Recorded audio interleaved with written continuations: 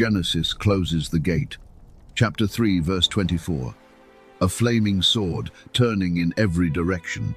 And then the text moves on. But the people who first carried these stories did not move on. They stayed outside that gate, in the silence after Genesis, and they asked the questions the Bible left open. What did Adam say to Eve on the first night they were cold? What made Satan hate a man he had never met? And at the very end, when Adam lay dying after 930 years of living with what he had done, what did he ask for? Those questions were answered, not in Scripture. In ancient texts preserved across many centuries, documents written down sometime in the 1st century before or after Christ, in Jewish and early Christian communities that knew their Bibles deeply and refused to let these questions go unanswered. The life of Adam and Eve. The Apocalypse of Moses. Two documents surviving in Greek and Latin and Armenian and Slavonic, copied by hand across 17 centuries by people who believed they were too important to lose. Tonight, we open the page after the gate. I will be honest with you before we begin, because honesty is the only foundation worth building a night like this upon. These texts are not the Bible. They do not carry the authority of Scripture, but they were preserved by serious people asking serious questions in multiple languages across multiple centuries. That kind of survival does not happen by accident. You do not need to stay awake. You do not need to hold every word. Just listen. The oldest story in the world has a second chapter, and it starts here. Chapter 1. The world outside the gate. They were hungry. That is where the ancient text begins. Not with weeping, not with theology, with hunger. 7 days had passed since the gate of Eden closed behind them, and the world outside had offered nothing that the garden used to give freely. Every piece of fruit Adam and Eve had ever eaten had been within reach. Every plant they had ever tasted had been placed where hands could gather it without difficulty.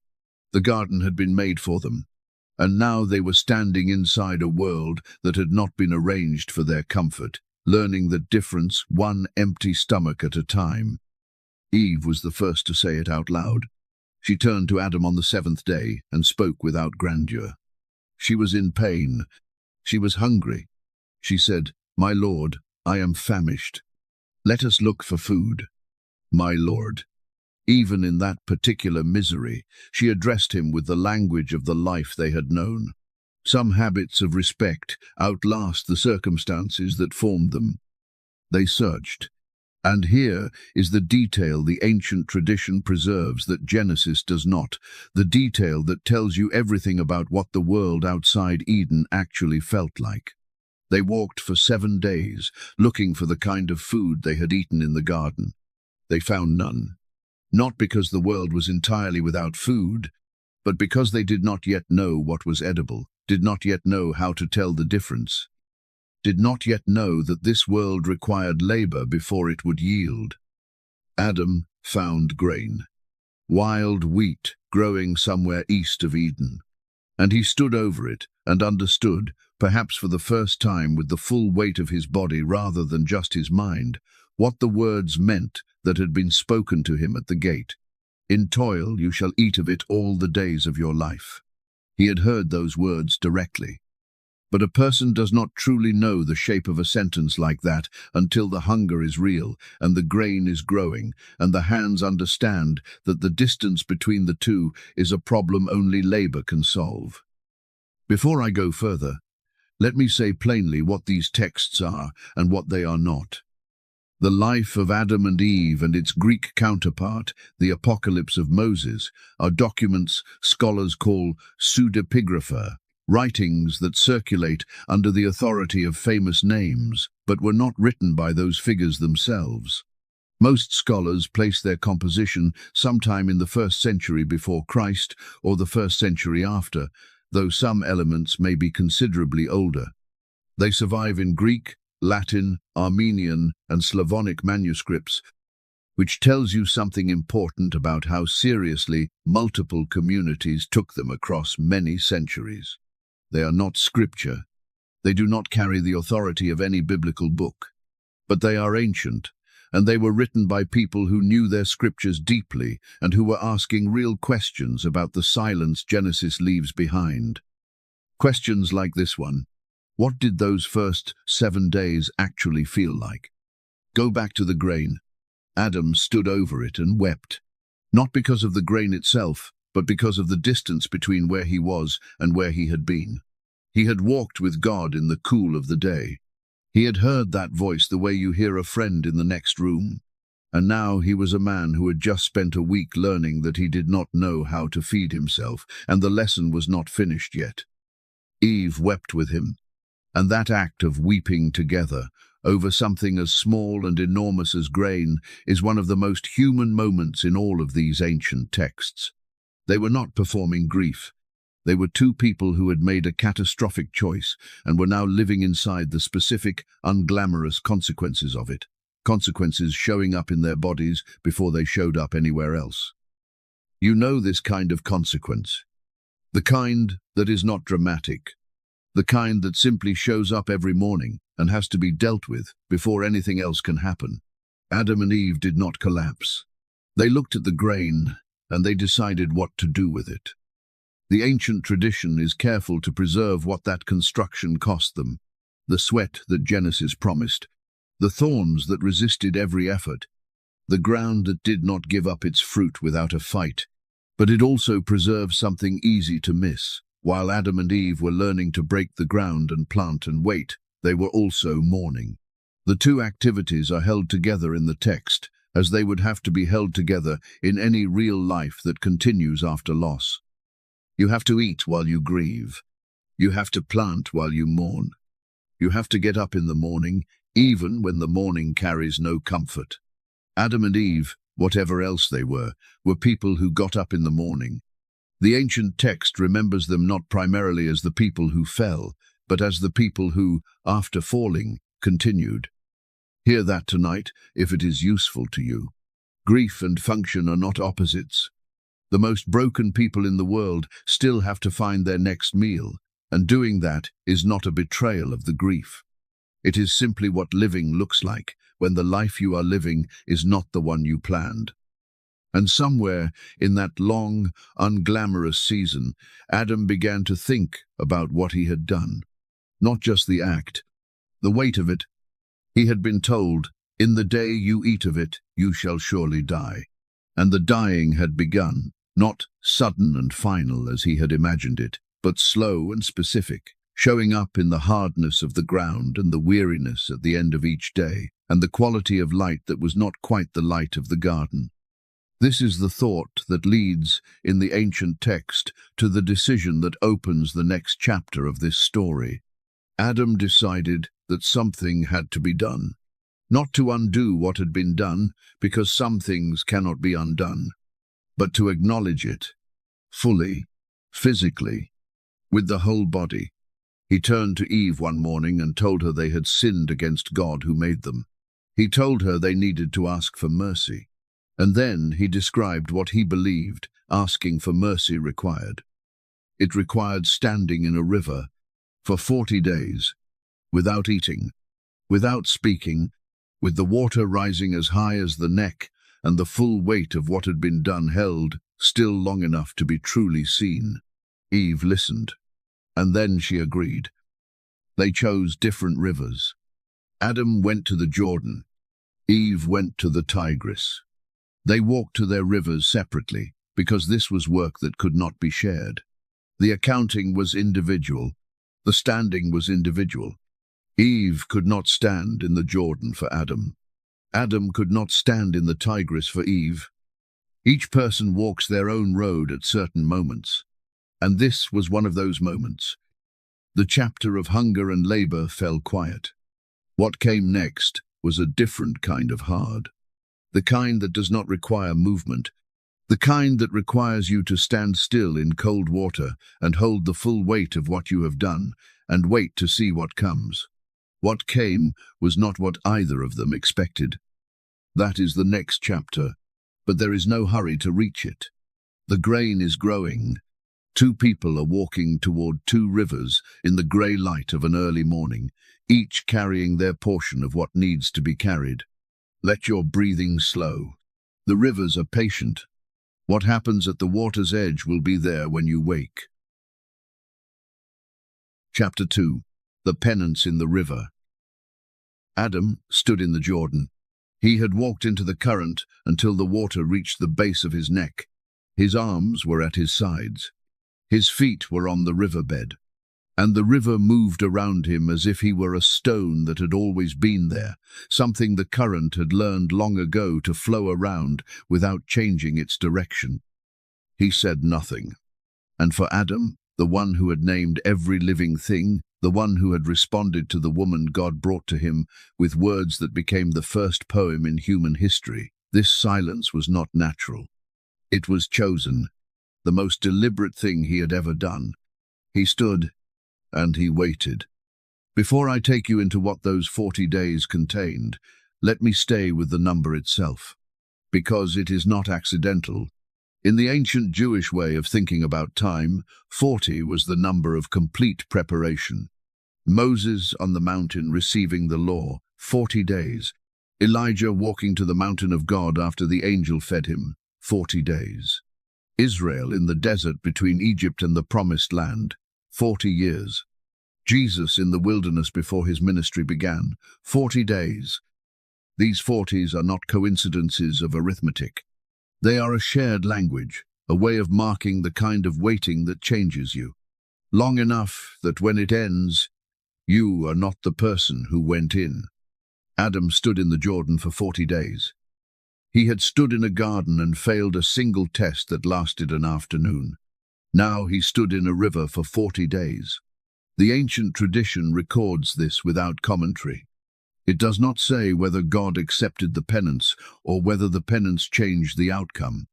It records that Adam decided this was what was needed, and that he stood there until the number was complete. There is something in that which does not resolve neatly into lesson or moral. A man doing the most serious thing he knows how to do, with no guarantee that the doing of it will accomplish what he hopes, because the only alternative is to do nothing. And doing nothing, after all that had happened, would be the one thing that truly costs everything. The water was cold. The Jordan runs cold even in the warmer seasons. The fish moved around his ankles without alarm. The birds on the bank came and went. The current pulled against his legs with the patient indifference of water that has been moving since before anyone was standing in it. In that current, Adam prayed. Not in the eloquent way he might have prayed in Eden. In the stripped way of a man whose words had run out before his need did. Just the name. Return to again and again, the way you return to the one thing you know with certainty when the knowing of everything else has exceeded your capacity. Now, on the other side of the landscape, on the bank of the Tigris, Eve was doing the same thing.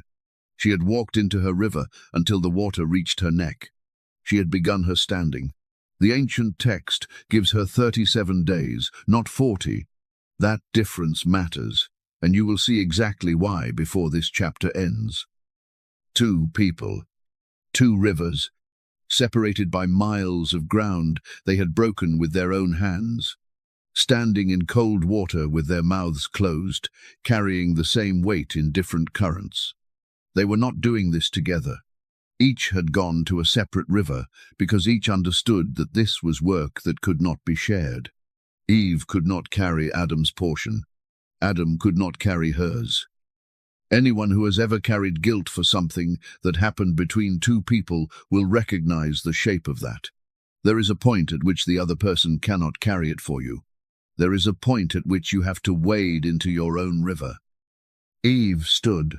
The Tigris moved around her. Above her, the sky of the world, east of Eden, was the same sky as always, the same light, the same sun that was not quite the sun of the garden. She knew the difference. She had known it since the first morning. She would go on knowing it for 900 years.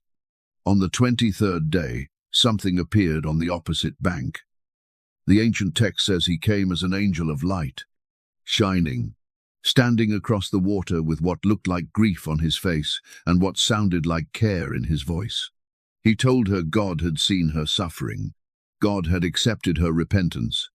The 40 days were not necessary after all. The mercy had already been given.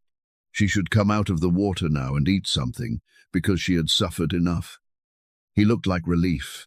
He offered exactly what she most needed, in the most compelling possible form.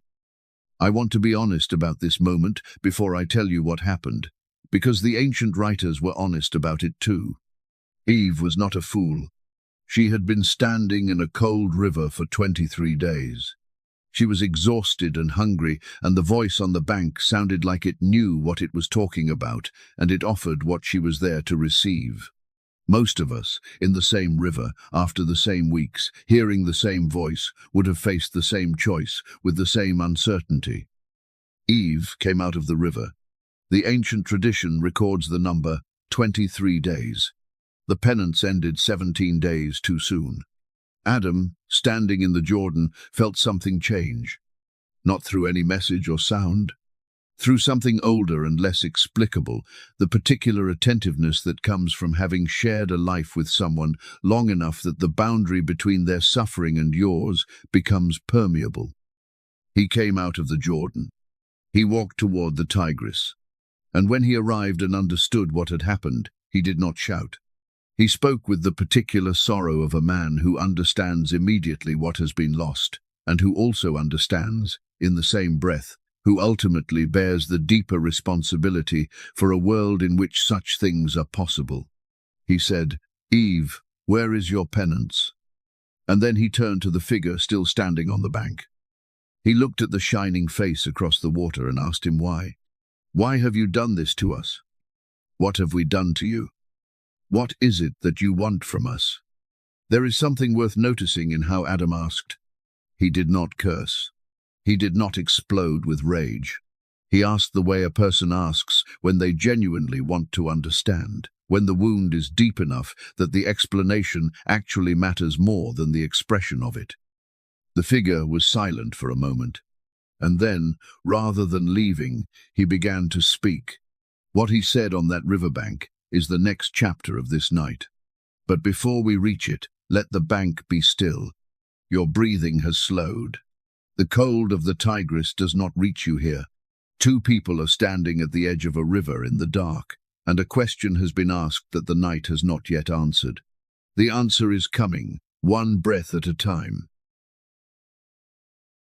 Chapter 3. Satan returns. The figure did not leave.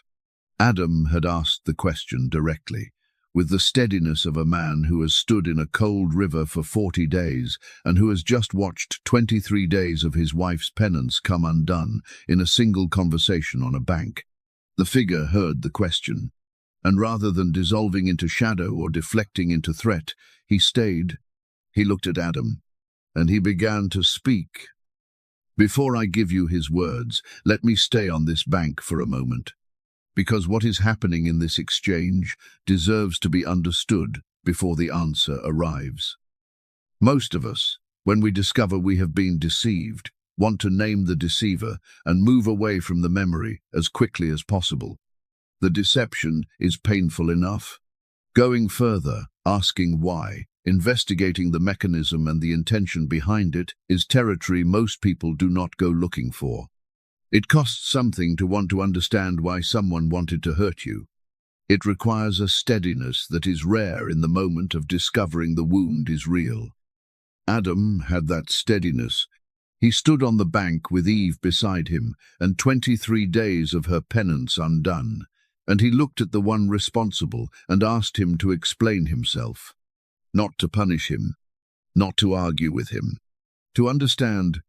And the figure answered, "But before I give you that answer in full, I want to show you something about the riverbank scene itself, something the ancient tradition preserves about how this figure operated, because it is worth knowing before you hear his confession." The ancient text says he came as an angel of light.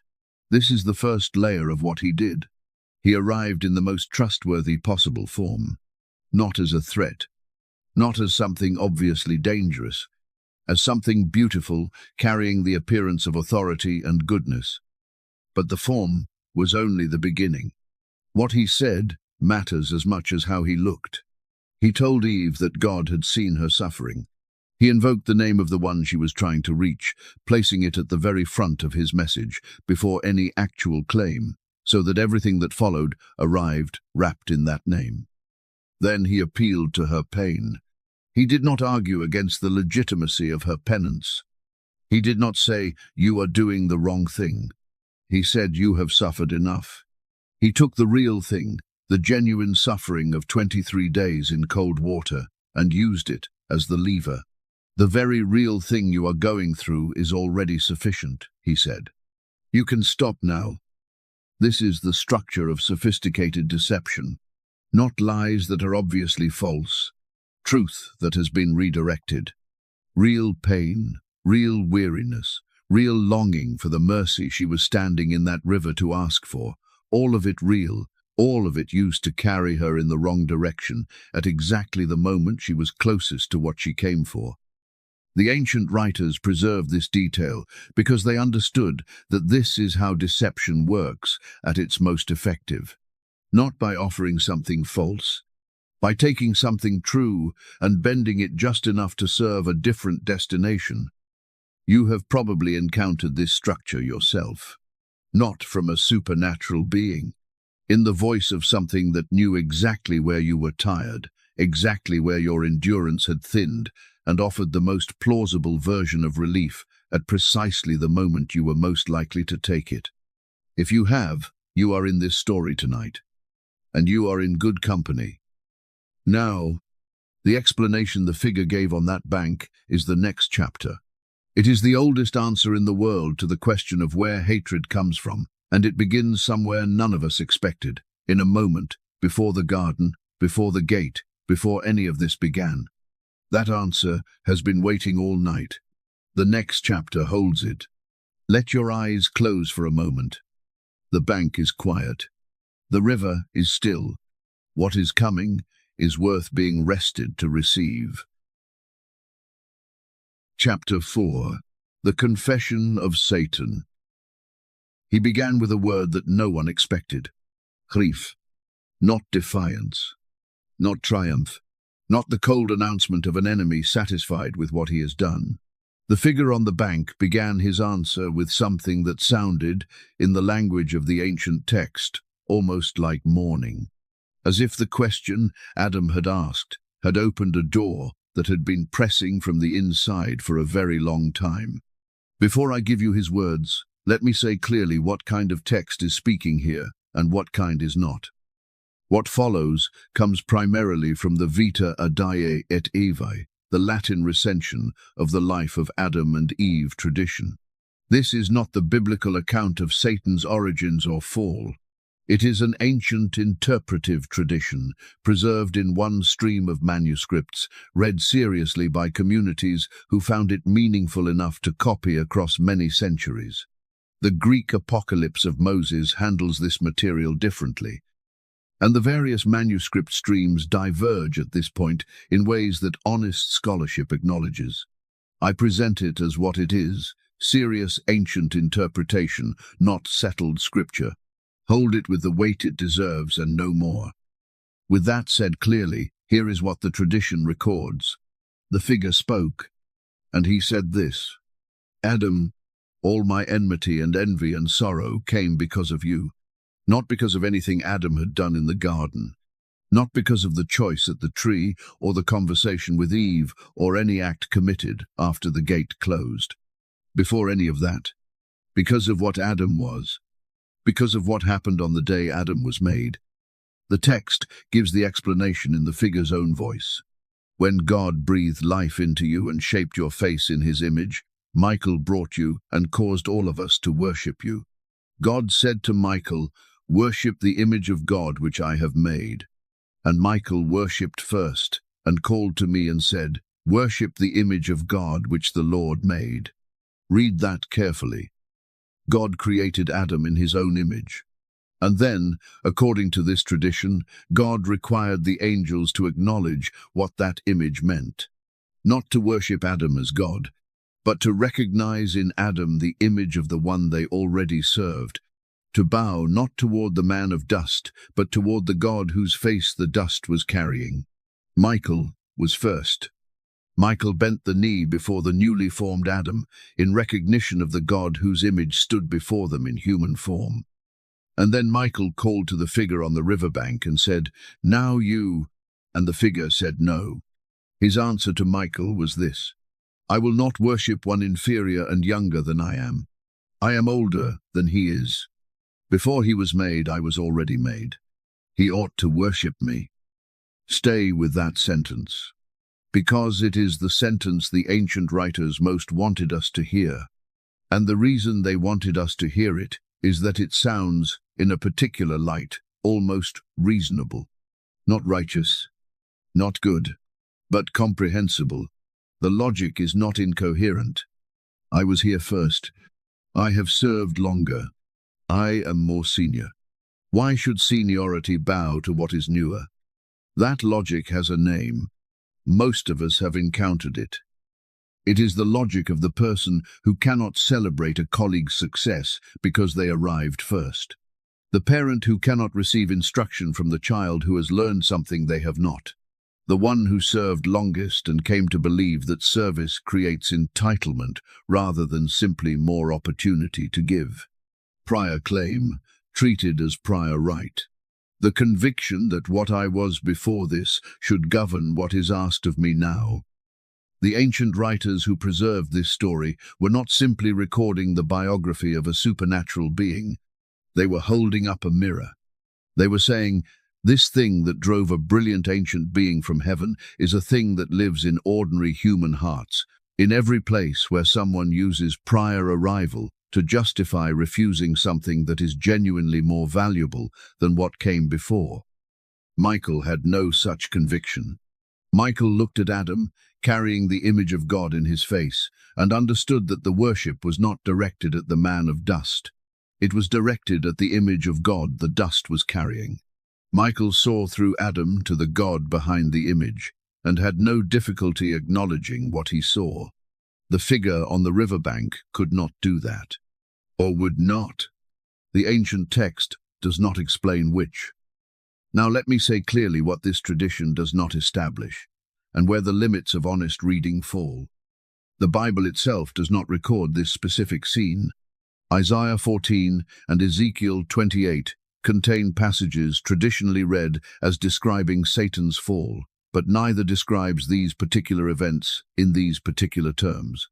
What we have in the Vita Adei et Evai is a tradition preserved in one manuscript stream, offered by serious people thinking carefully about the origin of evil, working within the broad framework of biblical theology, but going beyond what Scripture itself specifies. Hold it as serious ancient interpretation, not as settled doctrine.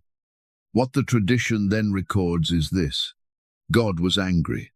The figure and those who sided with him were cast out of the presence they had inhabited since before the first day of creation. And the falling was permanent. And then the figure said the line the ancient writers placed at the center of the whole account: I fell from that place, and because of your existence I was expelled from my dwelling. And now, grieving because of you, I have come to make you stumble. Because of your existence, not because of anything Adam did. Adam had done nothing. Adam had simply been made, and had been made in the image of God, and the figure had refused to receive that image as anything other than an injury to himself. And so he came to the garden, not with a plan to harm God directly, because that was not within his reach, but with the understanding that if he could reach the image, he could wound the one in whose image Adam was made. Now here is the part the ancient writers preserved most carefully, and that most readers have never paused to notice. After giving his explanation, the figure fell silent. The text does not record triumph in his voice. What the ancient writers preserved reads quietly and uncomfortably like pain. He said he came because of grief. "Because of you," he said to Adam, "I grieve. I am not offering this as sympathy for this figure, and the ancient text is not doing that either. Grief does not make what he did to Eve on the bank of the Tigris anything other than malice dressed as mercy. Those things remain exactly what they are, regardless of their origin. But the ancient writers were doing something important. They were preserving a picture of evil that is more complicated than simple malevolence. They were suggesting that what moved through the garden and stood on the riverbank was not motivated purely by a desire to destroy. It was motivated by something that had curdled, something that might once have been real and had become, through one irreversible choice, permanently corrupted. The envy that drove this figure from heaven was, at its root, a failure to receive a gift as a gift. The gift was Adam, the image of God made visible in a creature of dust, and the figure looked at that gift and saw only a diminishment of himself rather than an extension of the glory he claimed to love. Every person who has ever watched another person receive something beautiful and felt made smaller by it, rather than glad for it, has stood briefly in the same posture. The ancient text holds the pattern at its most extreme, so that we can recognize it at its most ordinary. Michael bowed. He saw the image of God and moved toward it. The figure refused. He saw the same image and resented it. Two beings. The same moment, the same command, one act of recognition and one act of refusal. And the distance between those two responses is the distance between everything that followed on the one side and everything that could have been on the other. Adam listened to all of this on the bank of the Tigris. The ancient text does not record what he said when the explanation was finished. It records that the figure departed, and that Adam and Eve were left with a clarity they had not had before about the shape of the thing that had been moving through their lives since before they existed. It had not been random. It had been specific, rooted in a moment before their existence that they had no knowledge of and no way to have prevented. They had been standing in a conflict whose first chapter was written before they were born. This is a thought worth holding quietly tonight. There are forces that move through human lives whose origin has nothing to do with the choices those lives have made. The ancient writers held this without resolving it, because some tensions are not meant to be resolved. They are meant to be carried honestly.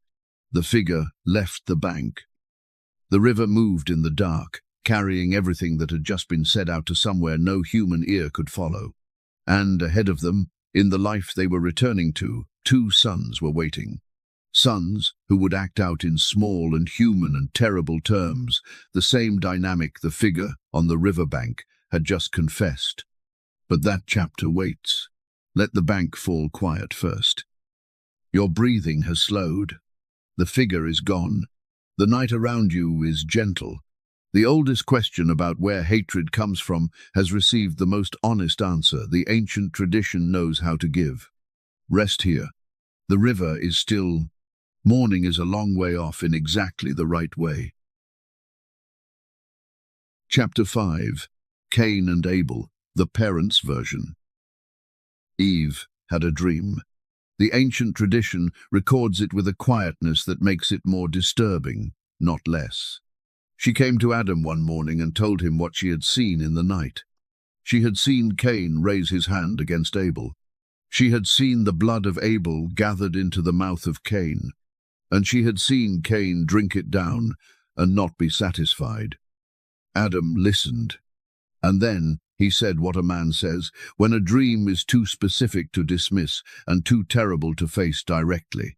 He said they must separate the two boys, put distance between them, keep them working different ground so that what the dream had shown could not find the geography it needed to become real. The ancient text records this moment early in the life of Adam and Eve, and I want to stay with it before anything else, because it changes the entire shape of how the story of Cain and Abel is usually told. We almost always tell it as the story of two brothers, the jealous one and the favored one, the offering refused and the offering received. And all of that is in Genesis, and all of it is true. But the ancient text is interested in something else. It is interested in the house, in the two people who had watched these boys grow up, in the mother who dreamed what was coming and woke up afraid, and in the father who heard the dream and understood it immediately and tried to do the only thing a parent can do from the outside, rearrange the geography. They were parents before they were anything else that morning.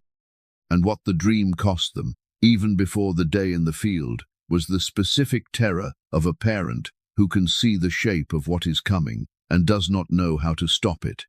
Who can put the boys in different places and hope that distance is enough, but who cannot reach inside a human heart and rearrange what is already growing there. If you have ever watched something unfold in someone you love, have seen it coming, tried everything available from the outside, and watched it happen anyway, you have stood where Adam and Eve stood on the morning of that dream. Let me say something honest about the sources here, because this tradition deserves that honesty. The Apocalypse of Moses and the life of Adam and Eve both record some form of forewarning given to Eve before Abel's death. The specific form varies across manuscript versions. What the ancient writers cared about in recording this was not the precise mechanism of the warning. They cared about the perspective of the people watching. They wanted to include the parents in the story, not just the brothers. The ancient tradition says the day in the field came despite the separation. What Cain had been carrying did not need geography to grow. It needed only time. When Adam went looking and found the field and understood what had happened there, Genesis moves on almost immediately. The ancient tradition does not, it stays. And the detail it preserves in the staying is the one that matters most for people listening tonight in the dark. Adam and Eve did not know what to do with the body.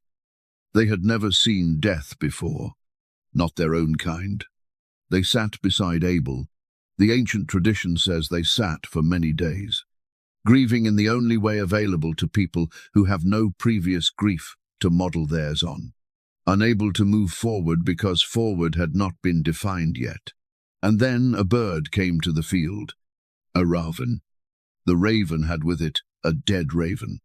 The living raven dug a hole in the ground. It placed the dead raven in the hole, and it covered the hole over. Adam watched and understood. The man who had named every living creature was sitting in a field, watching a bird, learning the most human thing any human being would ever do. No tradition to consult. No one ahead of him in any line. The teacher was a raven doing what ravens do, and the student was the one made in the image of God, sitting in the dirt, paying attention. There is a humility in that image I find extraordinary. The one given dominion over every living thing, sitting in a field and receiving instruction from a creature he had named, because the instruction was needed and the creature had it. And pride is a luxury you cannot afford when a child is lying in a field waiting to be received by the ground. Adam and Eve dug. They prepared the place. They carried Abel to it and covered him over, the way the raven had shown them. And then they stood at the edge of what they had done and felt the full weight of something that still had no name, because they were the first people who had ever needed one. Adam knew where death had come from. It had entered through him, through one bite, on one ordinary afternoon. He had been told, "In the day you eat of it, you shall surely die." And now he understood that the dying had not started with him. It had skipped ahead. It had struck the person he loved most, in the form that costs the most to lose. If you have ever watched someone you love pay a price for your mistake, you know something of what Adam carried away from that field. It is one thing to carry your own consequences. It is another thing entirely to watch them land on your child. God did not walk away from this family. He marked Cain, and Cain went into the land of wandering. That is its own long sorrow. But to Adam and Eve, broken in the ruins of everything, God gave another son. And Eve named him Seth, saying, "God has appointed for me another offspring in place of Abel." She chose that word, appointed. The woman who had lost Eden and then lost Abel, and in a different and bitter way lost Cain too, looked at the child in her arms and said, God has not finished with this family. And he had not. But the ancient text records something else about this period, and this is the quiet pivot on which the entire second half of this night turns. Sometime after the burial, after the grief had moved into the shape grief takes when it is not going away, but has become the texture of ordinary life, Adam began to feel something in his own body that he had never felt before. Not grief. Something physical and directional. Something with a destination. He was sick for the first time in his life. After centuries of existence, the body of the first man began to do something he had no language for and no experience of. He only knew that something was wrong, that the body he had been given was moving in one direction, and that direction was not reversible. And he knew what he needed. He called Seth. He told his son there was an oil. Not any oil of the ground or any plant growing outside the gate. The oil of mercy. The oil from the tree of life, inside the garden he had not entered since the gate closed 900 years before. He told Seth exactly what he had to do. Take your mother. Go to the gates of paradise. Call out to God and ask for the oil. Seth listened, and then he stood up and went. The oil of mercy, the first thread in the fabric of everything that follows this night. Follow it now into the next chapter. Seth and Eve are already walking east, and what waits at the gate is not what either of them expects. Your eyes can close if they want to. The road to paradise is long, and you can rest while Seth walks it. Chapter 6. Seth's journey to the gates of paradise. They walked east. Eve led because she knew the direction. She had walked it first, in the other direction, 900 years ago, and the direction of that walking had never left her body. East was where the world began for her. She knew east the way. You know the road from your childhood home, not by thinking about it, but by the orientation of everything inside you. Seth walked beside her. The ancient text gives Seth a quality that runs through all of his appearances in these documents, a steadiness that is not coldness, a seriousness that is not heaviness. He was going to ask for something from the gate of a garden he had never seen, for a father who was dying, on behalf of a family that had been carrying the weight of the gate closing since before Seth was born. What Eve carried on that walk was more complicated. She was walking toward the place of her most defining memory. Not to go in. She knew the gate would not open. She was walking because her son needed the direction, and she still knew the direction better than anyone alive. She had walked east from paradise. Now she was walking east toward it, and the ground between those two walks was everything. On the road, a serpent attacked Seth. The ancient text is specific about this. Before they reached the gate, before the request was made or the answer received, something moved out of the landscape and struck at the one carrying the errand. Seth spoke to it directly.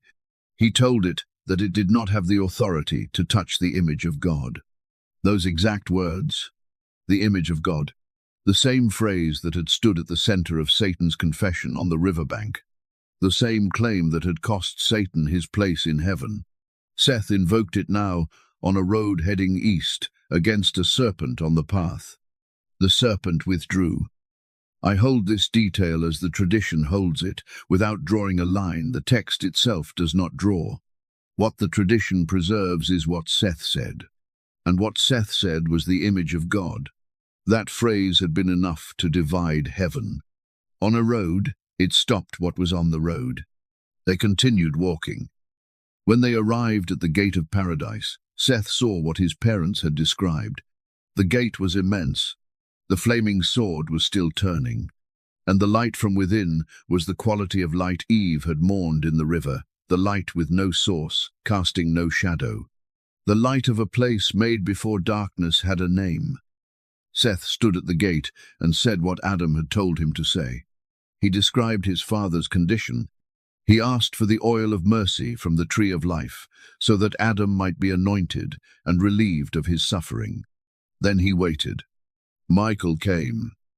The same Michael who, in the tradition recorded in chapter 4, had been the first to bow before the image of God when Adam was made. The same Michael who had called to Satan and heard the refusal, the one who stands at the threshold between the human world and what lies beyond it. Michael came to the gate. He looked at Seth. He heard the request, and then he said something Seth had not prepared for. He said, "Seth, man of God, do not weep and do not pray for the oil of the tree of mercy to anoint your father Adam. It will not happen now. Not yet. Not a permanent closing. A specific, clear, unhurried statement that what Seth had come to ask for was not going to be given in the form Seth had come to ask for it, and not at the time Seth had come to ask for it. This will not happen now. Stay here for a moment, because this is the most important moment in the entire ancient text, and it is the kind of moment that is easiest to read past without understanding what it is actually doing. Seth had made the journey. He had walked the road. He had been bitten by a serpent and continued. He had arrived at the gate of paradise and asked clearly and directly for exactly what his dying father had sent him to ask for. And the answer was not yes. Michael did not say the oil would never come. He said it would not come now. And then he said when it would come and in what form. The tradition records his words with care. He told Seth that the oil of mercy would not be given until the very last days, when the Son of God would come down and anoint with the oil of mercy all those who believe, and that the oil would be given for the resurrection, for eternal life. Read that again slowly. Michael was not telling Seth that the errand had failed. He was telling Seth that the errand had been answered, but that the answer was larger than Seth had understood when he left home. Seth had come asking for enough oil to anoint one dying man. Michael was describing enough oil to anoint everyone who had ever died. Seth had asked for a remedy for his father's suffering. Michael was describing the remedy for what was underneath the suffering, underneath the dying. Underneath everything, the dying was the last chapter of the mercy is real. It is coming. It will arrive differently than Seth asked for it to arrive. And arriving differently is not the same as not arriving. You will hear that pattern again before this night ends. I tell you now, so that when you hear it again, you recognize it. The various manuscript versions of these documents diverge at what Michael says next, and honest reading requires naming that divergence rather than hiding it. Some record seeds given to Seth. Some record a branch. Some describe 3 seeds to be placed on Adam's tongue and eyes and heart at burial. The Greek and Latin versions handle this differently, and no single version should be presented as the only account. What the traditions agree on is that Seth was not sent home empty-handed. He carried something from the gate, something small, something that would outlast the errand it was attached to by a distance that no one standing on that road could have measured. Michael told Seth to take what he had been given and place it on the body of his father when Adam died. From what was planted there, Michael said, Adam would receive what he needed. Not now, but from what was planted there. Seth turned from the gate. Eve turned beside him. The light of the garden was behind them, the sword still turning, the gate still closed. They walked west, back toward the father, waiting in the oldest illness anyone had ever had, carrying a different answer than the one they had left to find. The walk back was quiet. What the ancient tradition records next is the moment of arrival. Seth and Eve came home. They found Adam still in his pain, and Seth told him everything Michael had said. The ancient text then records something about Adam's response that is the most important line in the chapter. Adam listened to everything Seth had brought back from the gate, and then he did something the ancient writers preserved almost as a single image. He wept and laughed at the same time, both at once, not one and then the other. The weeping of a man who understood he was not going to be healed in the way his body needed, and the laughter of a man who understood, for the first time with full clarity, that the thing he had been waiting for since the gate closed was actually coming. Not for him. not in his remaining time, not in the form he had asked for, but coming. There is a kind of receiving that does not look like what we expected receiving to look like. A kind of yes that arrives in a different form than the yes we asked for. Adam's weeping and laughing at the same time is what that kind of receiving looks like from the inside. It is not tiddy. It is the complicated, simultaneous response of a person being given something real while being denied something real, and who is large enough to hold both of those things at once without collapsing one into the other. 900 years had made Adam large enough for that. He lay back. The world outside continued without any particular awareness of what had just finished inside this room. And a dying man who had just received an answer that was not quite the answer he had asked for lay quietly, holding both the grief and the grace of it in the same chest. The next morning, he would call his family together. He would stand among them and tell them what he knew before the knowing became impossible. But that is chapter 8. Before we reach it, one more chapter belongs to Seth, because before he turned to go, Michael let him look inside. And what Seth saw through the gate is what chapter 7 holds. Let your eyes close. The gate is ahead. The vision waiting behind it is worth being rested to receive. Chapter 7. What Seth saw at the gate. Before Seth turned to go, Michael let him look inside. The ancient text does not build toward this with ceremony or announcement. It says that before the conversation at the gate was finished, Seth was shown something on the other side of it. Something visible from where he was standing, through the opening between the gate and the world beyond it. Let me say plainly what the manuscripts preserve here and where they diverge. The Apocalypse of Moses and the life of Adam and Eve both record that Seth received a vision at the gate before he was sent home. The content of that vision differs across the manuscript traditions, preserved in Greek, Latin, Armenian, and Slavonic. I will give you what most versions share, and I will name where they part ways, because that honesty matters more than a single clean account that papers over the real complexity of these documents.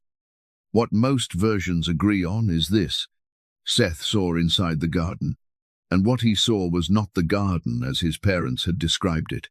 Something had changed, or something had always been there that had not been visible from the outside. He saw a tree. Not a tree with leaves and branches moving in wind and fruit hanging heavy from the limbs. A tree that had been stripped, bare down to the trunk. A tree from which something had drained away that could not be replaced, at least not yet. At the root of that tree, coiled around the base of it, was a serpent.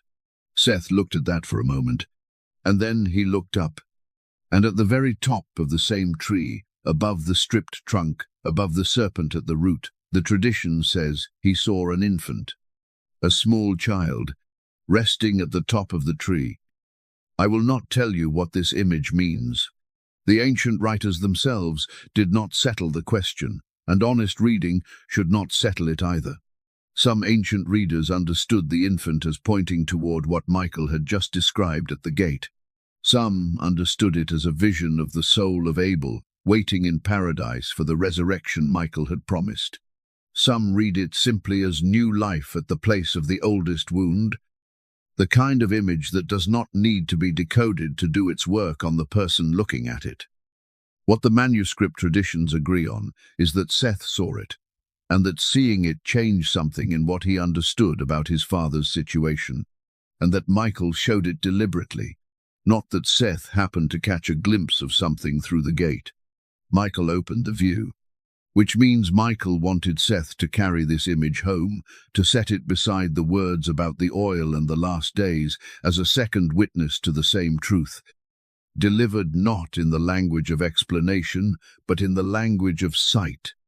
The stripped tree and the serpent at its root and the infant at its top. Hold it as Seth held it, without needing to translate it into argument. Some things do their deepest work as images, working slowly in the dark, where the mind goes when the body is finally still. This is one of them. Adam had been asking about relief, about a body in pain. Michael's words had already expanded that question outward, and the vision of the tree was doing the same thing without words, saying in the register of images, "The place of the wound is not only the place of the wound. Look at the top. Something is already there." Seth turned from the gate. He and Eve walked west. The road back was the same road they had walked coming, and yet different, the way return journeys always are, because you carry different weight in a different direction. He came home. He told his father what Michael had said. He told him what he had seen. And Adam received both, the promise and the image, in that single line the ancient tradition records. He wept and laughed at the same time. The morning after Seth came home, Adam called his family together. He had something to tell them before the telling became impossible. And what he told them is the next chapter. But let this one rest first. Let the image of the tree settle where images settle, below argument, below the conscious mind, where the work they do happens slowly and without announcement. Your body is heavier now than when the night began. The gate is behind you. The vision is in the air. The next chapter belongs to the words of a dying man to his gathered family, words that travel all the way from that morning to this room, to this dark, to you, lying here tonight. Close your eyes. He will be speaking when you are ready to hear him. Chapter 8. Adam's Last Telling. Adam called his family together in the morning, not from his bed. He rose for this. Whatever the illness had taken from him in the days since Seth returned from the gate, it had not taken his ability to stand for something he needed to stand for. He gathered his children and grandchildren around him and stood among them. He told them he was sick in a way that was not going to pass. And then he asked them something the ancient text records with a specificity I find quietly extraordinary. He asked if any of them had ever felt what he was feeling, if any of his children or grandchildren, in all the centuries the world had been filling with people, had experienced the specific thing moving through his body. They said no. None of them knew the shape of it. None of them had a name for it. And Adam said, "Then it comes from me." Not with bitterness, not with the performance of remorse that had long since finished its season and been replaced by something quieter, simply with the plain statement of a man who had told his own story honestly for 900 years and was not going to stop now. "This thing that is ending me," he said, "is the thing I introduced. You have not felt it yet, but you will, each in your own time, because it entered the world through me." He was not confessing for the first time. He had been telling this story his whole life, sparing himself nothing in the telling, so that the generations after him would know both the cost of turning away and the mercy of the God who clothes the guilty with his own hands. This was not new material. It was the final telling, the one where the speaker knows it is the last. He sat down among them, and then he told them about the garden. Not the version softened by time, not the version arranged to protect his reputation, the version that held both things at once, the beauty and the cost, because that is the only version that is any use to anyone. He told them about the light first. This is the detail the ancient tradition preserves that most readers have never encountered, and it is the detail I want you to hold longest tonight. Adam told his family that the light inside the garden was different from any light they had ever seen. Not brighter, different in kind. It had no source he could point to. It cast no shadow. You could stand anywhere in the garden at any hour, and the light was simply present, the way a quality is present, rather than the way a lamp is present. Not emanating from somewhere, simply being. And because it had no source, it had no angle. And because it had no angle, nothing in the garden had a shadow. No shadows. He said this slowly. The way you say something when you know the people listening have never seen the thing you are describing and can only approach it by subtraction, by removing from their experience everything that does not belong to it. He said, "You have never seen that light. But you know the difference between the way the world looks and the way something more is possible. You feel it when beauty catches you off guard. You feel it when love exceeds what the ordinary day should be able to contain. You feel it when you recognize something as true before you can explain why you know it to be true. That feeling of recognition, that sense of something almost remembered, that is the garden in you. It did not go away when the gate closed. It came east with us. It has been traveling inside every one of your lives since before you were born. You carry the garden inside you. He said that the ancient tradition records it as one of the last things Adam told his gathered family, not as comfort of the easy kind, as a fact about what they were, as the most honest thing he knew to give them before the giving became impossible. The room was very quiet. Some of them were crying, some were not, because what he was saying required a kind of attention that does not leave room for tears, the kind that holds itself still to keep from losing something. He told them about the walk in the cool of the day, about the voice he had known the way you know the voice of the person in the next room, not because you hear it through the wall, but because the familiarity of it is a kind of knowing that bypasses the ears. He told them about the silence that fell when that voice stopped coming, how it was a silence that did not feel like absence.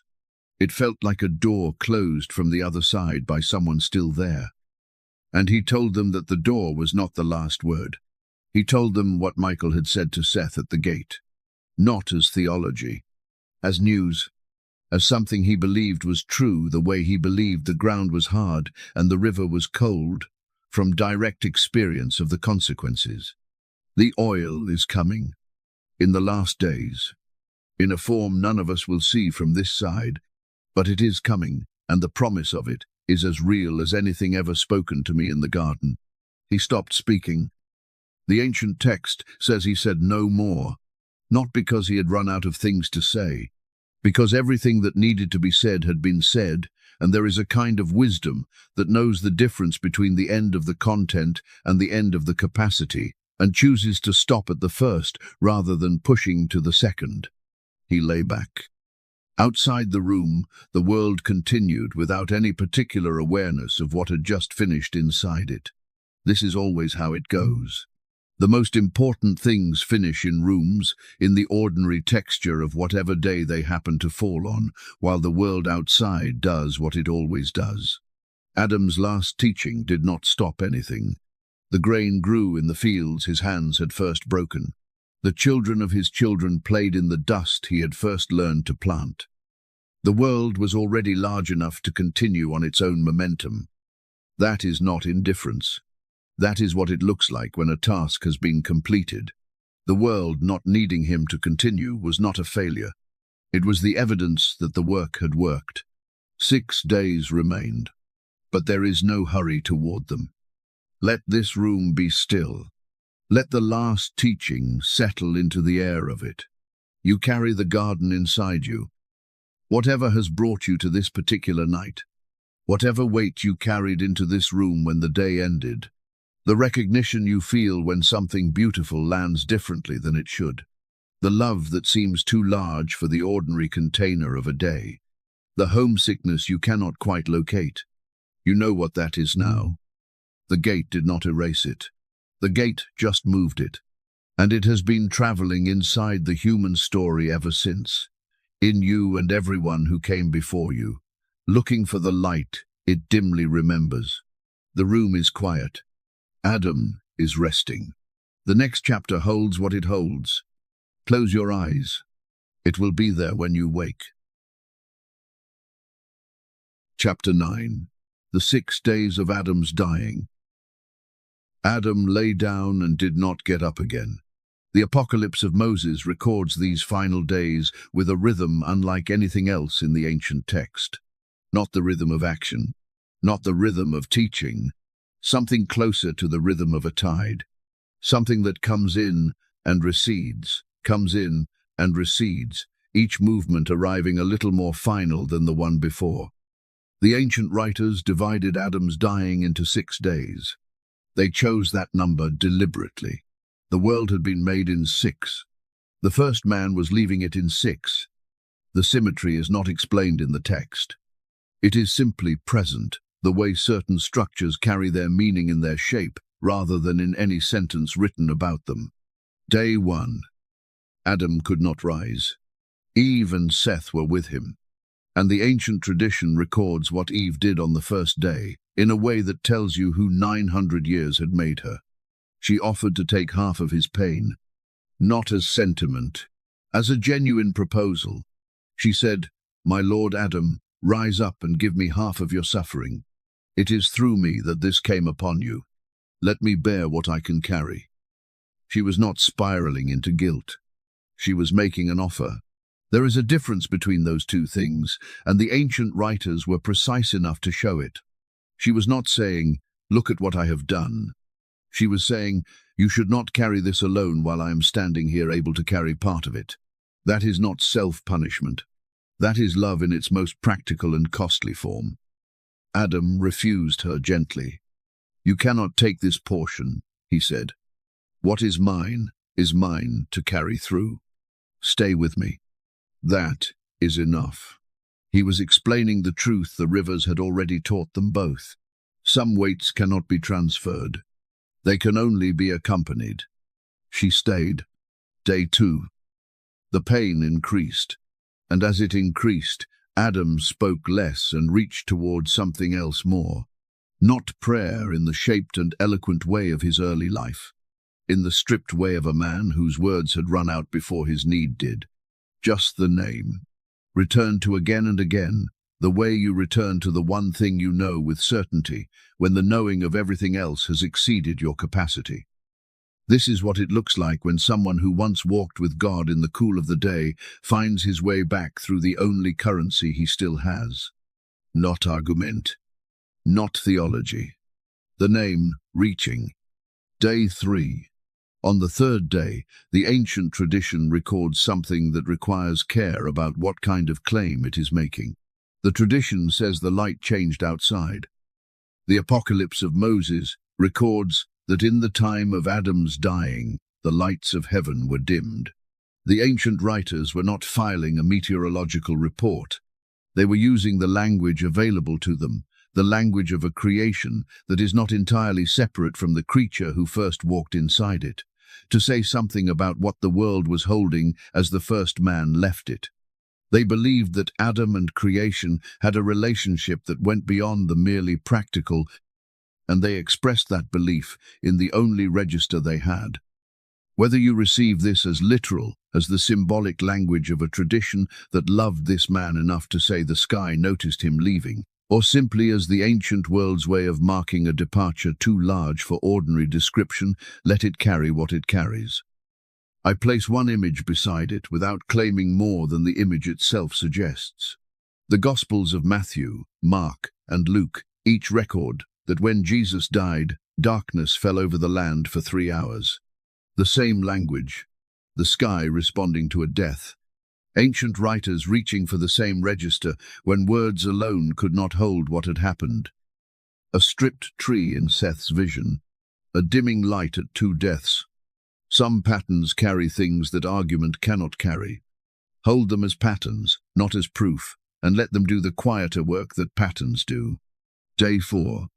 Eve left the room on the 4th day, not to abandon him, to pray. She went a short distance, and she knelt, and she offered what remained of her language to the one she had been reaching toward since the river. She asked for his pain to be taken. She had been told the oil was not coming for this. She asked anyway. Because asking when nothing else remains available is not futile. It is the most honest thing a person can do with what they cannot change. You name the need to the one who already knows it.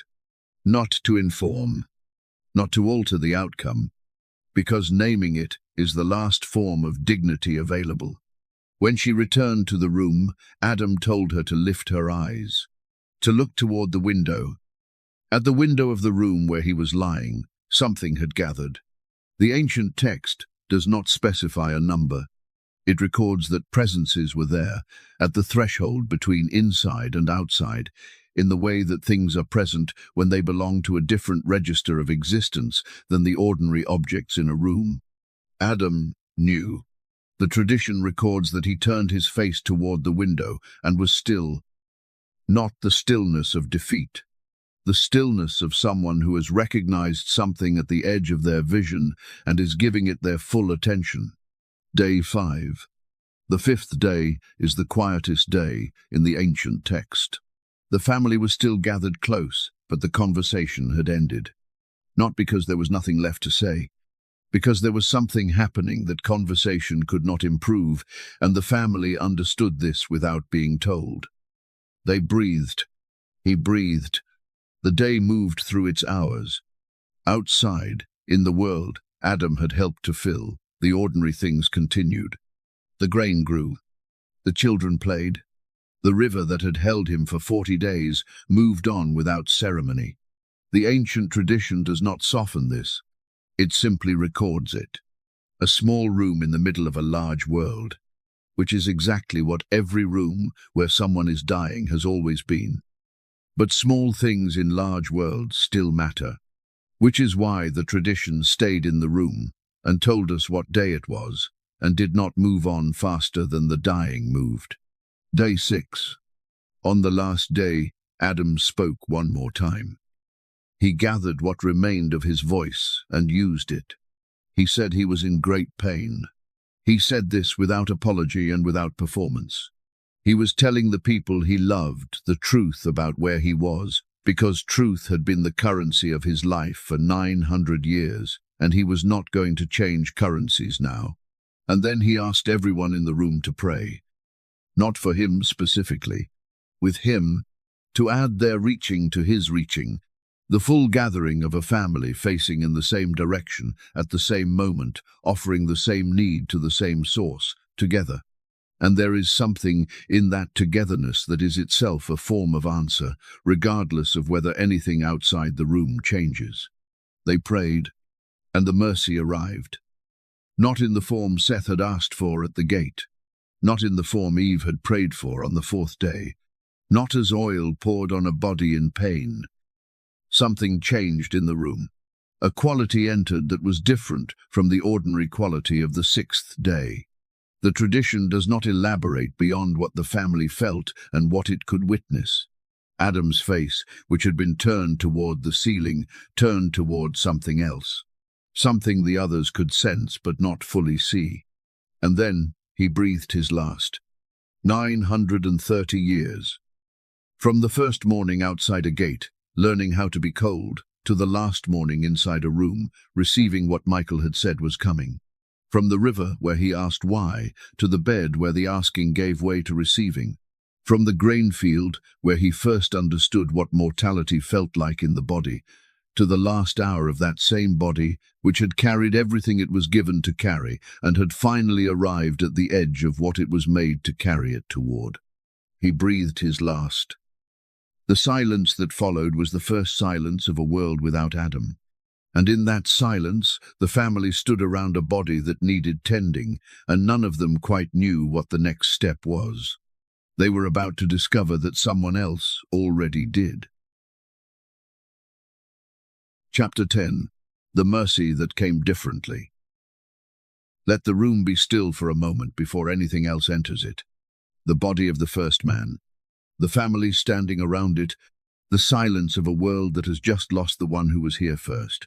Stay in that silence, because the space between a death and what comes after it is not empty space. It is the most weighted space in any story. The place where the full cost of everything becomes visible before grace does anything about it. Adam's family stood in that weight. They did not know how to tend the body. They had buried Abel, yes, learning from a raven, doing it themselves with no instruction and no precedent. But this was different. This was the body of the first man, the one from whom all bodies had descended, the first face made in the image of God, the first dust that had become a person. And none of them had the knowledge to prepare him the way this body deserved to be prepared. They waited, and the angels came. Michael was there. Raphael was there. The ancient text names them. The same Michael who had first bowed before the image of God when Adam was made, who had spoken to Seth at the gate and told him the oil was not coming yet. Now in the room, in the presence of the body whose making had set in motion everything this night has been about. Before I tell you what the tradition records about what happened next, let me say something about what it is and is not claiming. The burial scene in the Apocalypse of Moses is one of the most striking passages in the entire document. Angels preparing a body for burial, bringing materials, performing the ritual care that a body deserves. The tradition records this with reverence. What I cannot tell you is that every specific detail of how this preparation unfolded is documented with equal precision across all manuscript versions. The tradition records that angels came and that they prepared and buried Adam. The specific mechanics vary across manuscripts, and honest reading holds that variation rather than flattening it into a single confident account. What all the traditions agree on is this: heaven did not leave Adam's family to manage this alone. What the family did not know how to do, the angels came to do. And that itself is the point the ancient writers most wanted preserved. The ancient Jewish tradition held that care for the body of the dead was among the most sacred acts a community could perform. It was called Hesed Shel Emet, a true kindness, because the one being cared for cannot return the favor. You treat what you are holding with the same respect you would give a living person, because a body that carried a human soul deserves that honor. The angels came to set that ethic at the highest possible register. The first man, prepared for burial by the hands of those who had been present when he was first made. Linen was brought. Spices were brought. The fragrance was the first thing the family outside the room noticed, something that carried a quality different from anything the world east of Eden normally offered, something that made the air briefly hold what the garden's air had always held.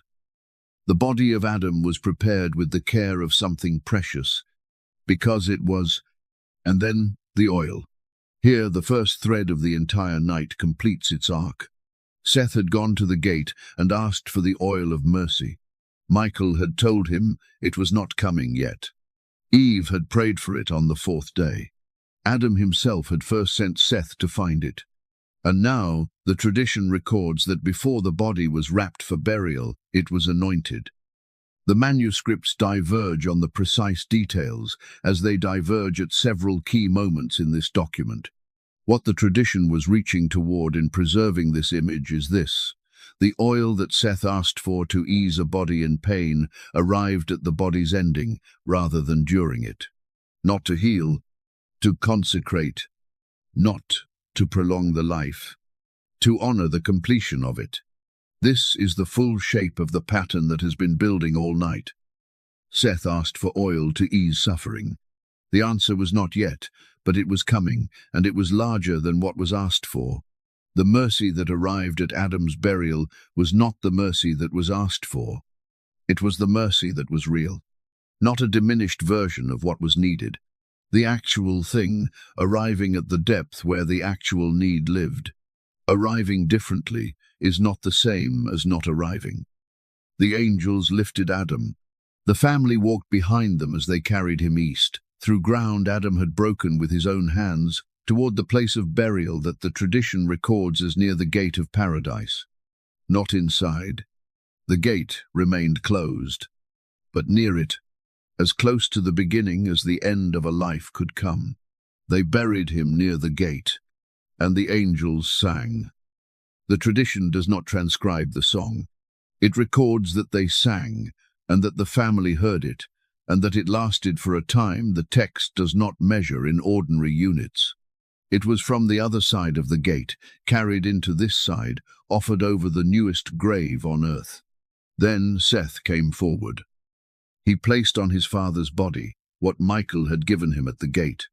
The small thing, whatever its form across the varying manuscript traditions, it went into the ground with Adam, as Michael had instructed. From what is planted there, Michael had said, Adam would receive what he needed. Not now, but from what was planted there, the grave was closed. The song faded. The ordinary sounds of the world came slowly back. Michael spoke to the family one last time. He told them the body in the grave was not lost. He told them what was in the ground would not remain in the ground in the way things usually remain. He used the word raised. The family received that word at the edge of Adam's grave, in the fading light of the day that had held all 6 days inside it, in the quiet of a world that had just become the world without Adam. Eve stood at the grave the longest. The tradition does not record what she thought in that standing. It records that she stayed, and that eventually she turned and walked back toward the living. She had 6 days left, and the 6 days ahead were not going to be spent the way Adam's had been. They were going to be spent making something. But this chapter ends here, at Adam's grave, in the quiet of the first evening after the first man's death. The grave is quiet. The song has finished. The ground holds what the ground was given to hold.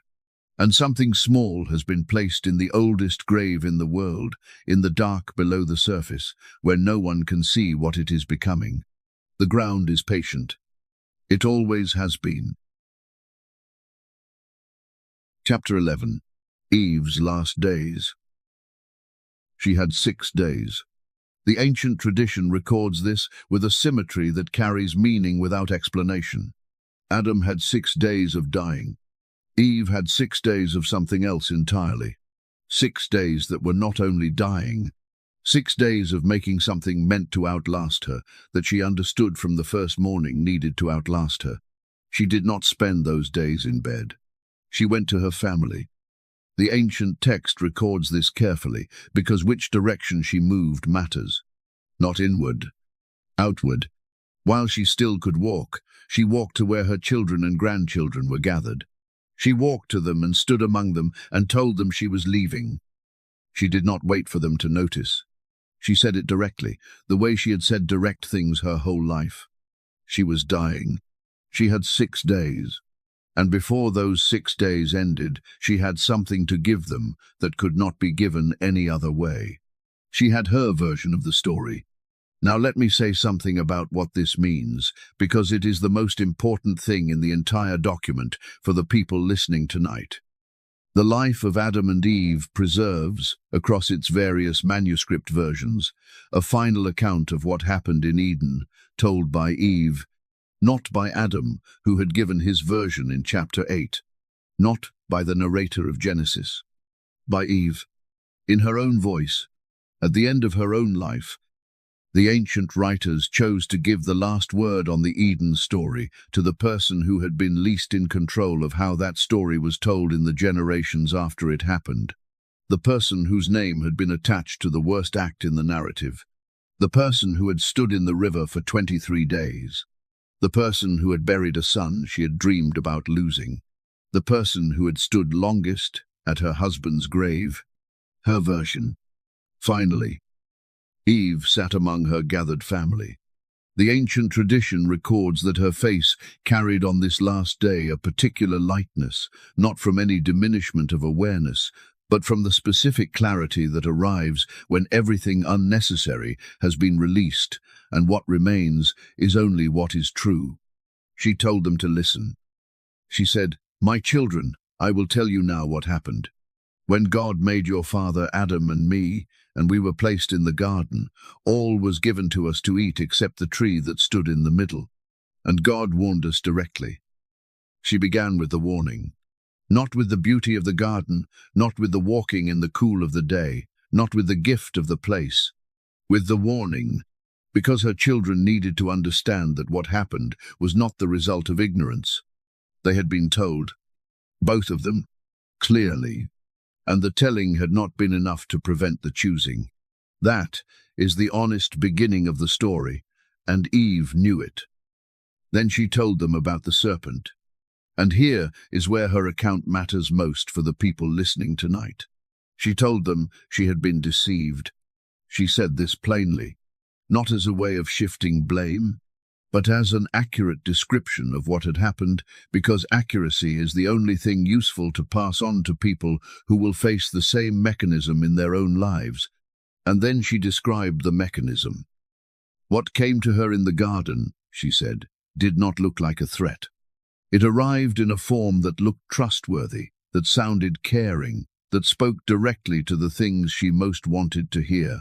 It invoked the name of the one she loved most, before anything else, before any actual claim. And it appealed to the real thing she was going through, her real longing, her real uncertainty, using true things to carry her in the wrong direction. This, she told her children, is what you need to know. What comes against you will often not come as something obviously harmful. It will come knowing exactly where you are tired. It will come with a face that looks like help and a voice that sounds like concern. It will use real pain, real desire, real longing to carry you somewhere you did not intend to go. She was not confessing. She was transferring what she had learned. She had 900 years of knowing the shape of this particular deception, and she was not going to leave without giving her children the shape of it. The family listened. Some were crying. Some were not, because the clarity of what she was saying required a kind of attention that does not leave room for tears. She told them about Seth's journey to the gate. She told them what Michael had said. She told them about the oil that was coming, in a form and at a time beyond what any of them could see. And she said this, not as comfort of the soft kind, but as a fact she held the same way she held the fact of the ground under her feet. The story is not finished. What looks like an ending is the middle of something. Then she told them the last thing. Write this down. The ancient text records her request with a specificity that carries the weight of something said exactly this way. Write down what I have told you. Write it on stone so that fire cannot destroy it. Write it on clay so that water cannot destroy it.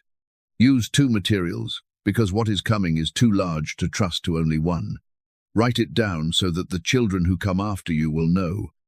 She did not say, remember it. She understood memory. She had lived long enough inside it to know its limits. She said, write it. Give it a home outside the body, in something that can survive what bodies cannot survive. Two materials. Two kinds of endurance. For one story that needed to outlast everything. Now let me say something honest about this request, because it touches something that matters for tonight. We do not know if what we have in the life of Adam and Eve is exactly what was written on stone and clay. The manuscript traditions diverge in too many places for that certainty. What we have was copied and recopied across 17 centuries in Greek and Latin and Armenian and Slavonic by hands belonging to people who had never met each other but who were doing the same thing Eve asked for, making the story last, giving it a home in matter, trusting that what mattered would find its way forward if they did their part. Eve asked for stone and clay. What she got was parchment in 5 languages, preserved across the centuries by communities who believed the story was worth keeping. Not what she specified. The same intention, arriving in a different form than she asked for. The mercy arrived differently than asked. Again, as it keeps doing throughout this whole night, Eve finished speaking. The testament was complete. She walked inside. She lay down. And on the 6th day, the tradition records, the angels came for her too, not with the elaborate preparation of Adam's burial. Eve's departure is recorded more briefly, as if the ceremony belonged to the first departure and the second could trust what the first had established. The angels came. They received her. They carried her to where Adam was. She was buried beside him. Near paradise. Near the gate, as close to where the story had begun as the world east of Eden would allow. The two of them, in the same ground, the first man and the first woman, who had walked east together into a world that did not want to welcome them, and had managed, across 900 years, to fill that world with a family that was learning to pray. Seth stood at the 2 graves and looked at the ground. 2 mounds of earth, both near the gate. Both as close to the beginning as the end of a life can come. He had been to that gate. He had stood before it and brought home an answer that was not the answer he had left to find. He had placed something from the gate into the ground above his father, and somewhere below where he was standing, in the dark, where no eye could follow it, something was doing what things placed in ground always do. Growing, slowly, without announcement, patient with the darkness, not finished yet, not by a very long way. The gate is visible from where Seth stands. The sword still turns, and something planted in the oldest grave in the world is already becoming what it was always going to become. Exile, as the ground has always been, as now you can be. Chapter 12. The Thread That Did Not Break. The graves are quiet. 2 mounds of earth near the gate of a garden that has not opened since the beginning of human history. No monument that civilization has ever confirmed. Just the ground and the gate behind it, with its sword still turning, and the world east of Eden going on around the graves in the ordinary way. The world goes on around graves. Let me tell you what happened in the centuries that followed. Seth wrote it down. Whatever the precise form of what he recorded, whatever stone or clay or other material his hands found to work with, the tradition of preserving this story was established in the generation immediately after the people who had lived it. And that tradition held. Not perfectly, not without the damage that centuries inflict on things that human hands are responsible for keeping, but it held enough. The documents we have are imperfect, divergent across their manuscript traditions. Scholars who study them note this carefully and honestly, but they are here. We have them tonight. Whatever Seth or the people after Seth committed to preserving, something survived. That survival is itself part of the story.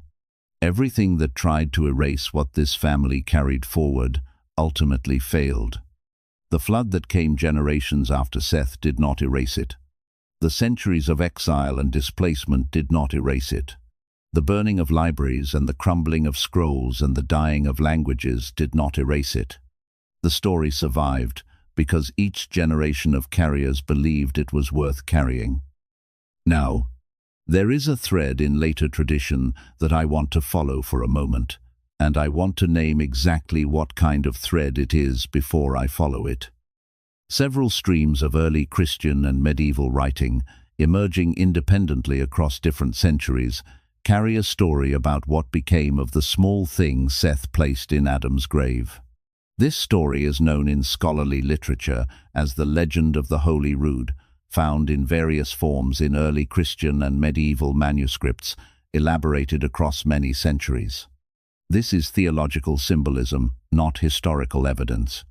It is a later tradition, not part of the life of Adam and Eve itself. It is not scripture. What it is a story that a community of serious readers told itself about how the threads of the oldest human story might connect to the threads of the newest one. A tree grew from the place where Adam was buried. The ground held it. Patient, slow. And in the telling that the tradition carried forward, the tree grew across centuries, its wood eventually becoming part of the structure that stood on a hill outside Jerusalem on a specific afternoon. The afternoon, the tradition understood as the arrival of what Michael had described at the gate. The oil of mercy, for the resurrection, for those who believe, in the last days. In the Christian tradition, this thread becomes especially meaningful. Later Christian readers saw the ancient text as pointing toward the connection Paul named explicitly in the 15th chapter of his first letter to the Corinthians. As in Adam all die, so in Christ shall all be made alive. First man of dust, second man of heaven. The ancient writers who developed the legend of the Holy Rood were giving that connection a story-shaped form, an image that the imagination could hold alongside the argument. The ground between the oldest wound and the oldest answer is patient, and the tradition that carried this image believed the ground was not holding that distance forever. Now let me tell you about the line itself. Genesis chapter 5, the chapter that moves like a slow bell, one name after another. Adam, Seth, Enosh, Canon, Mahalalel, Jared, Enoch, who did not die, Methuselah, Lamech, Noah, and from Noah, generation by generation, through all the faithfulness and failure and ordinary unglamorous continuity of a family that could not stop carrying what it had been given, the thread did not break. It bent. It was stretched across distances that should have snapped it. It went into Egypt as a family and came out as a nation. It went into exile as a kingdom and came out as a remnant. It was carried forward by faithful people in faithless generations, and by faithless people in faithful ones, and by ordinary people in ordinary years who did not know they were carrying anything at all. It did not break. And at the end of the line, in a specific town, in a specific stable, to a specific woman who had received a specific announcement from a specific angel, a child was born. Into the family that had started with the first man, into the human story, at exactly the point where what Michael had described at the gate was arriving in the form he had described it. You are lying in the dark tonight, and you are descended from the dust that became Adam. You carry in your body the same ancient material, the same image-bearing capacity, the same recognition that the world east of Eden does not fully satisfy what you were made for. When Adam told his family, "You carry the garden inside you," he was speaking to everyone who would ever come from him, including you, lying in this room, with the ordinary day behind you, and the dark around you, and something in you that the dark does not extinguish. That recognition, that faint, persistent sense that the ordinary is not the whole of what is available. That love that seems too large for the container of a life. That grief for places you have never been, for a quality of light the sun outside does not quite produce. That is the garden. It did not go away when the gate closed. It went east with the family. It has been traveling inside the human story ever since, in everyone who has ever felt it, in everyone who has ever tried to name it in prayer or poetry or the quiet of a night exactly like this one. The thread has never broken. The mercy is real. It arrives differently than asked. And arriving differently is not the same as not arriving. We have established that now, through this whole long night. Seth asked for oil to ease a body in pain. The oil came in a different form, to anoint a body being received, rather than a body in suffering. Eve asked for stone and clay to preserve a story. The story arrived in parchment and manuscript and 5 languages across 17 centuries, surviving in a different form than she asked for. And the first man lay in the ground near paradise, with something planted above him. And the ground, which is patient, which has always been patient, which received the first dust when it was breathed into, and which will receive every dust that came from it, began the long, slow, unhurried work that ground does with what it is given. Not in a hurry, not in the light, in the dark where roots grow, where what is planted finds the form it was always going to find. The gate is still standing, the sword is still turning, the garden is still there on the other side, with its light that has no source and casts no shadow. And the night around you right now is part of the same story, not a later addition. The same one. You are in it. Every recognition of beauty that seemed too large for its container.